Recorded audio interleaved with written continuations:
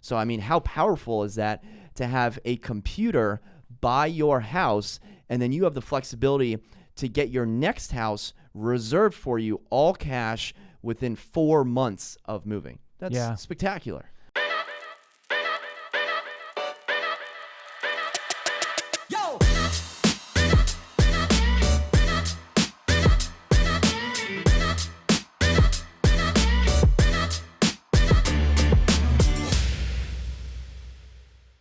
How's it going, everyone? Welcome back to another episode of the Shawn and Matt Show. My name is Matt, that is Shawn, and welcome to our show, a special Saturday edition of the Shawn and Matt Show. Got to get it in.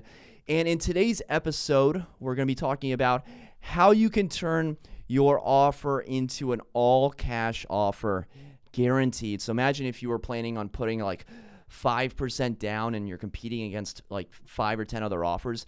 Imagine how much stronger your offer would be if you're like, just kidding. Instead of 5% down, this is an all-cash offer. So we're going to be talking about that. We're also going to be talking about if the housing market is headed for a slowdown, because according to Fannie and Freddie, that's true. There may be some buyer fatigue out there. However, you ask any real estate agent right now, and they will tell you the exact opposite. You ask any buyer, they're going to tell you the exact opposite. So, Shawn, let's get started with Ribbon Home Financing. If you never heard of Ribbon, I don't blame you. They are a newer company that pretty much offers to cover an all-cash financing deal for you. So they have a few different options, and I'm not sure if you classify it as a loan, but essentially what you can do in certain states is submit your offer, and Ribbon will back it essentially by saying, hey, we're going to, this is an all-cash offer. So the way you would do that is you would tell the seller that it's an all-cash offer, and I believe you still use financing. So I'm a little confused on whether or not you're being deceptive there, but there's a couple different options. The buyer can close with their own financing. Ribbon can purchase the house and quote unquote reserve it for you. And then there are some fees tagged on to that. So Shawn, what do you think about this new service? I think it's really good. Honestly, I thought of this idea based on myself and my clients personally trying to purchase something, and whether I could back them in this sort of way with maybe a line of credit or something that I have against my assets. So, I thought about this business model before because it's really difficult to get buyers in when you're competing against people that have the cash or that have their financing lined up where they can write like cash. So I think it's a really great idea.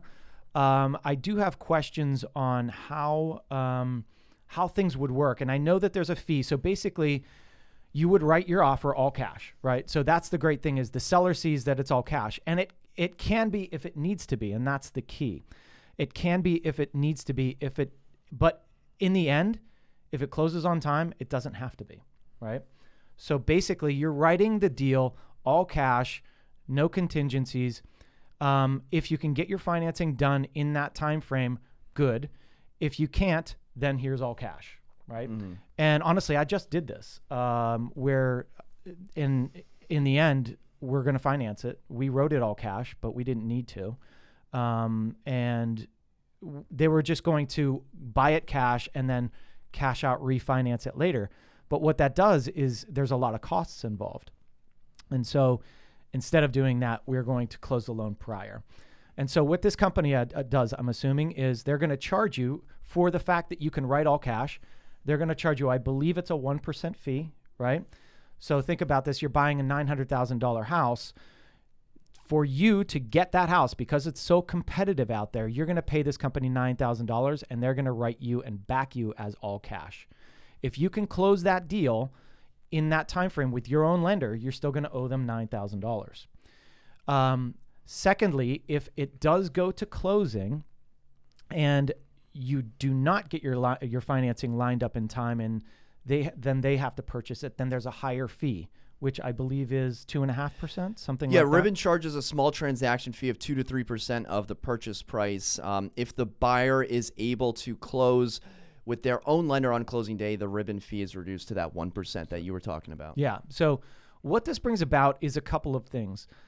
So now I wonder is Ribbon the owner, right? So how are you writing that contract? In that instance, there's got to be a fortified contract between you and Ribbon that says that, who's the actual owner, who takes title to that property, and how does that all work, right? Well, let's start with this. So for your own client that was thinking about writing cash and then decided to get a loan, in your contract, I got to imagine you wrote that saying you're going to do all cash. How did the seller react when you were like, just kidding, the appraiser is coming into your property next week? Haven't told them. Okay. Yeah. You know why? And this was news to me, and I wasn't going to do this. This was not the plan. I want you to know that. We were ready to do all cash. We have the cash.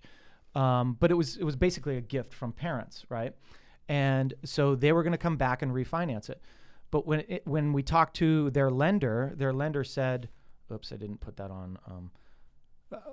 It's fine. Yeah, their lender said, hey, because you're going to put X amount down, more than 20% down on your loan, we do not need an appraisal. So we don't need an appraisal and we don't need a termite inspection. So therefore, the lender needs no access to the property. They've already looked at the comps in the area. They know that it's of value, and they're just going to do the loan. So that's the great key. So you have to be careful on that, because if you did write all cash and then you decide, hey, I'm going to try to do a loan, but then that lender needs an appraisal, and the seller says, well, you're writing all cash, I'm not going to let an appraiser in here. I'd have to look at what the finance contingency says and what the regular contract says, because in one point it says that you will agree to let these people in, but when it's all cash, do they have to? Right. Did you see that exact post on the Echo Title Facebook group this week? I'm sure it's up there. So yeah, tell me about that. What there were like 70 comments on it. And the question is, if you write all cash and then you say that, oh, by the way, an appraiser needs to come in for this loan that we're going to get, is the seller obligated to let the appraiser in? And so the argument is in paragraph 11, access to the property, the seller hereby grants reasonable access to any sort of people like appraiser, inspectors, to abide by the contract. That's not the exact language, but it's something like that. And so the argument for letting the appraiser in was like, yes, it's in the contract. The argument not letting the appraiser in was on page 1, there's no loans stated, and so it's not necessary to comply with the contract. Now, I'm the furthest thing from a lawyer, so I don't have an answer, but there were a lot of yeses and a fair amount of no's as well. And that's the thing, is an argument could be made for either side. So that's something that you don't want to get into. And I wonder how they're getting around all of that, because if you're going to do a loan, a lot of times, and I'm assuming that Ribbon is going to go in and they're going to look at your finances and they're going to make sure that you're probably going to have to put 20% down or something like that, right? So it's going to be these buyers that are what they call A-paper buyers, where they're putting it 20% down. They have credit scores of, really high 7s to 8s. And so those are the people that are going to, so actually they're very financially strong buyers already, but giving them that cash advantage is going to win them the deal. I don't know. I would wonder how that qualification process goes through with Ribbon so that you are qualified to get that. There's a lot of, Yeah, and these are new services, so, we're covering the basics on them, and then obviously if you're like, oh my gosh, this would be amazing, definitely go check out Ribbon. And another thing that they offer is an appraisal protection, so you can essentially waive your appraisal. So now we're talking, okay, you have an all-cash offer and you can waive your appraisal. I think this is going to get some people's attention. Now, Ribbon isn't the only company that's doing that. OpenDoor is also doing these all-cash guaranteed offers. And what's cool about OpenDoor is, that's an iBuyer program. And what they'll do is, they'll buy your house and then let you live in it for a little bit. And then, you can buy the next house, quote unquote, all cash. If you're not able to immediately, OpenDoor will buy it for you, sit on it for something like 120 days while you get your financing in order, and then you can buy that house. You can essentially have the house reserved for the same exact sales price for the next, 30, 60, 90, I still count with my fingers, 4 months. So, I mean, how powerful is that to have a computer buy your house, and then you have the flexibility to get your next house reserved for you, all cash, within 4 months of moving. That's spectacular. Now, I wonder if here's a couple like questions that I would have is like, are there preferred lenders that deal with ribbon, right? So you have to be pre-qualified through one of their lenders that they advise, because there's got to be safeguards for them, right? And down the road, you settle with ribbon's money, and they're going to have to do an appraisal at some point on that property. And they do an appraisal, and that appraisal comes in low. You've got to have safeguards in place as ribbon to make sure that you're not losing money. And a second thing to think about is there are regulations in conforming loans, okay? So if you're doing a Fannie Mae conforming loan, I believe if you're a lender out there, respond to this idea. But if you close on something and it's not in your name, I don't see, or even if it is, if you do a cash out refi, I believe that there's a 6-month wait, right? So I don't know if it's a cash out refi or if it's I'm not technical on that stuff, but I've talked to a lender that said that they wouldn't be able to close that loan for 6 months. So then there's a whole different idea and a whole different cost level that goes into this. And then there's rent backs, right? So you would have to rent back to ribbon, for that 6-month period. So it could get really messy, I could see. So. Yeah. With OpenDoor, I'm not a huge, OpenDoor is a big company. They're worth a lot of money. For me, I don't really care if they buy 1,000 houses in Phoenix, Arizona for $125,000 and then sell them for $140,000. That is like, okay, great. That's a blip in the radar. But if an iBuyer program can buy your house for you with a click of a button and then help you purchase a house all cash and give you flexibility, you have now got my attention, OpenDoor. Yeah. That is scary. It is cool. There's going to be a lot of fees that we're not touching on, which may make the service less attractive.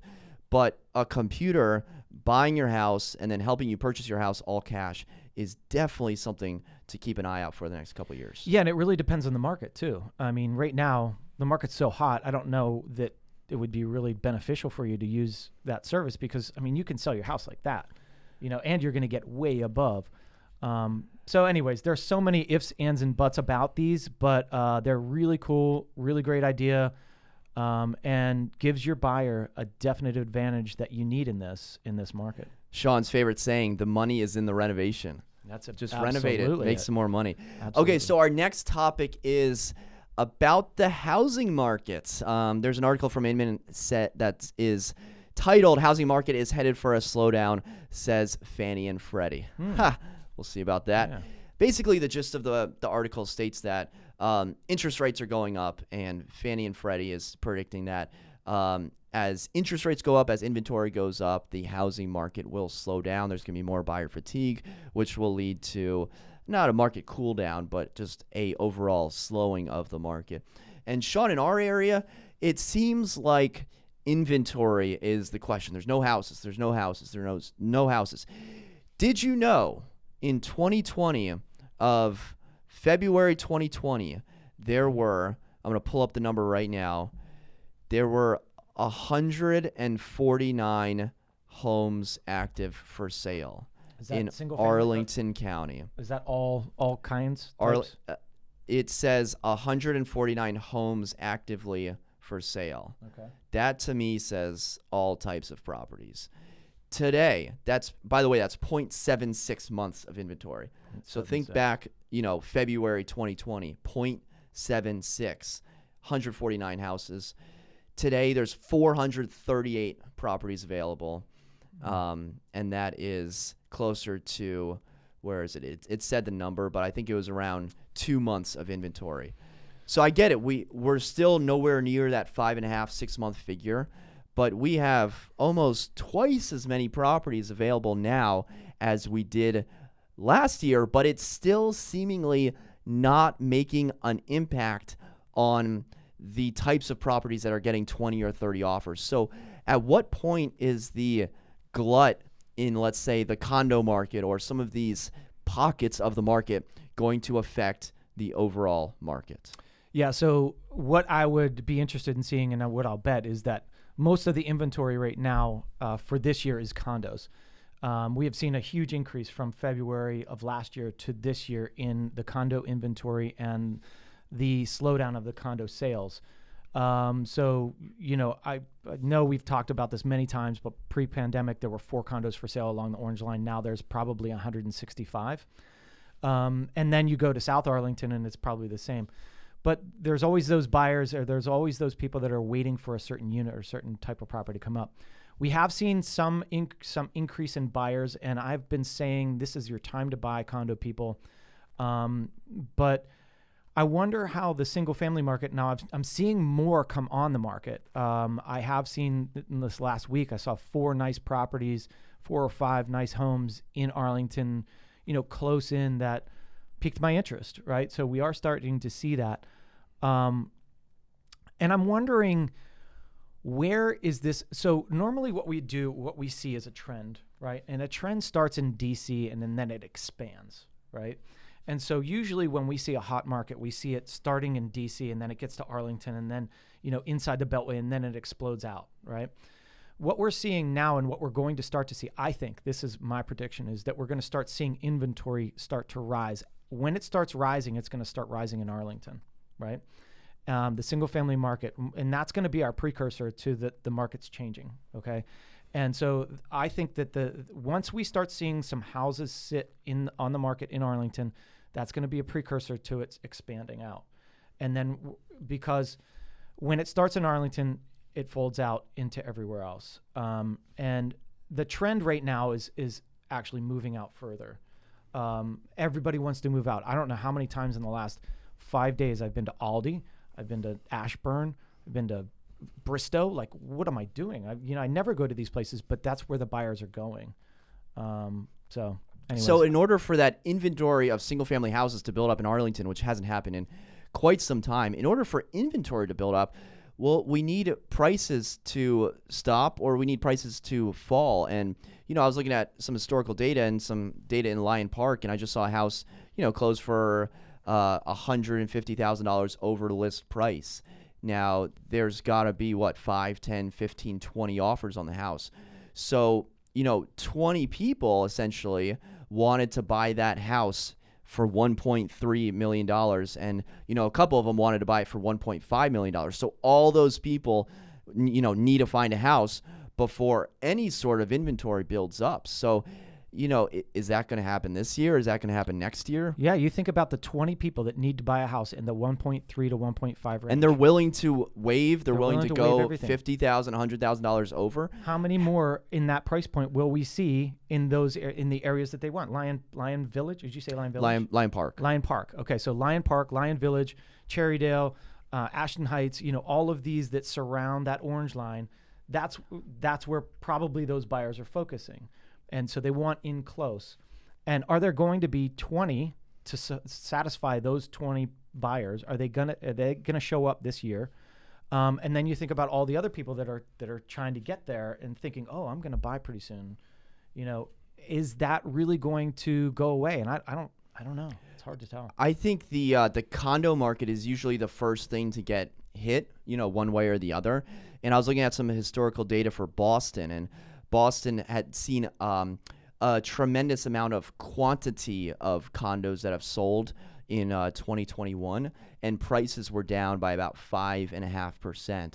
So I think what will happen in Arlington is it's gonna be the same as in other major metro areas. We can have a lot of condo sales, but the prices are going to go down. So if the prices of those condos go down, do you think that will affect the purchase price of that condo's owner for their next property? Yeah, it could. And 5.5%, but I don't know. It's really hard to tell. It just depends on that buyer. But sure, I mean, if you're getting 5.5% less than you thought you were going to, it's 5.5% less than you can purchase on the other side. But the problem is the single family market is going up way beyond the 5.5%. So now you're at an 11% gap, in the purchase price. And that's what I'm seeing over and over again is like the buyer fatigue starting to set in. Well, right? I think my question is, what needs to happen for the housing market to slow down? Clearly, a pandemic wasn't enough. Yeah. Shutting down the entire world, that just increased it even more. It did. But also, I mean, borrowing money was extremely cheap. So, okay, if borrowing money is cheap, the housing market explodes. I think the interest rate needs to be what?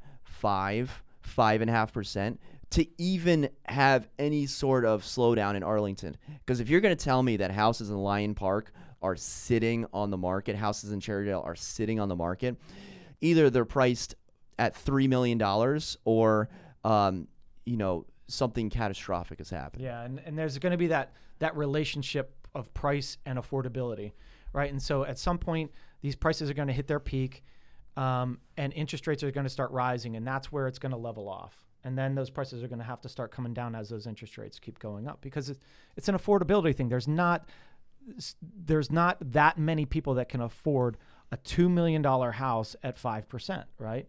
And that's the trend, is like these single family homes are getting so expensive. And again, that's why people are moving out. And the funny thing is, I was just at a new homes community today in Aldi, which is, literally took me 45 minutes with zero traffic, 45 minutes from Aldi to here. That community right now is selling at a base price of $1.1 to $1.3 million. That last year would have been like $850. So everything is changing. And do people really want to spend 1.2 out in Aldi when they know their commute is going to change? Probably. Maybe it won't. Maybe those people are happy out there and they don't have to do that commute anymore. But at some point, they're going to realize that this is not where we want to be, because our job is so far from this location. And we just spent $1.2 million on it. And then it's all going to turn around when these interest rates start coming up, the prices start coming down, and now they're stuck, right? They're stuck because they overpaid for it. So, but, it's like anybody's guess, because will the inside the Beltway usually is your safest bet as far as, your investment, right? Because it keeps going up because of all of the industry and companies that come into the area. But will that change, right? Because, now you don't have to commute. You don't have to come into there. So they're not worried about that commute into the areas. And maybe that'll change the dynamic of the pricing inside the Beltway. I doubt it. I don't know, though. I ran into a friend 2 days ago at the dog park here in Roslyn, Jennifer, super nice gal, and she said she's going back to the office June 1st. I've heard that multiple times. June 1st. June 1st. That's right around the corner. Dude. So you people that are thinking about buying way out there, think about June 1st. You people, whoever you are. You Aldi people. Because it will change, and the market will not see those prices again, probably not, or at least for a very long time. So you better have contingency plans in place, and that money that you're putting down, that couple $100,000, you might lose a lot of it to get back out and to get moved back in. But I always say, buy when you need to buy, and buy for your own thought, your own needs, your family's needs, whatever it is, and that's the answer, right? Yeah, I am the furthest thing from an economist, and I don't get excited about interest rates. I don't care one way or the other. But if we're doing these crazy speculations on what we think might possibly will happen to the market, interest rates need to increase dramatically for any sort of balance to happen in the Arlington market. Yeah, and the one thing, are we talking buyer fatigue at all? Yeah. Why don't we touch on it right now? So I want to talk about like buyer fatigue, and what that means is, how long will buyers stay in the market before they get tired and they say, you know what, the prices have now gone above so I want X, this house X, and I'm willing to pay this for it, right? And now those prices just keep going. How long are they willing to try to get that house? How many contingencies are they willing to waive, and how many are they willing to lose before they finally say, you know what, I'm tired, I'm done with this, I'm just going to rent for a while until the market corrects, or else I just won't buy, And I think that's happening. I believe that it's starting to happen because people put a time frame on when they want to get in. And let's face it, a lot of times it's when school starts. So people want to get into these areas. So what might happen is this rental market might start picking up because people are going to realize that, you know what, we're not going to be able to get into that home in the time frame that we thought. And so we need a contingency plan. I believe that a lot of people are going to get frustrated. I know agents are running like crazy trying to show all these properties, and we're losing. We're losing over and over again. And the few that win are excited and happy. The multitude that lose on that property, 14 other people, 20 other people lose over and over and over again. So how long is it going to take till these buyers just say, I'm done? Very tough to be a buyer's agent, even tougher to be a buyer in this market. It is. Okay, guys, that just about does it for another episode of the Shawn and Matt Show. If you have an opinion on the market, speculate away in the comment section below, and Shawn and I will speculate right back and reply to you. Well, thank you so much for watching. Until next time, we'll see you then. Take care.